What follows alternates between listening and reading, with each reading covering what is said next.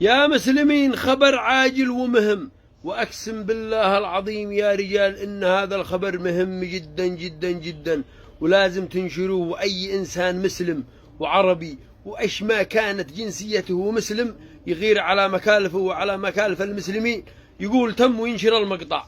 يا رجال به برنامج الآن يدخل يخترق جوالك، أيش ما كان نوع جوالك يخترق جوالك، المعلومات اللي داخل جوالك كامل، يصور بالكاميرا الأمامية، يصور بالكاميرا الخلفية. جوالك اعتبر انه في اي لحظة احتمال يخترقوه. اعتبر الجوال هذا انهم بيستخدموه عن بعد. غطي كاميراتك واعتبر ان الجوال هذا وانت في بيتك انه كأنه واحد موجود داخل بيتك، وداخل بيتك واحد غريب. والله ما عاد به امان للجوال هذا.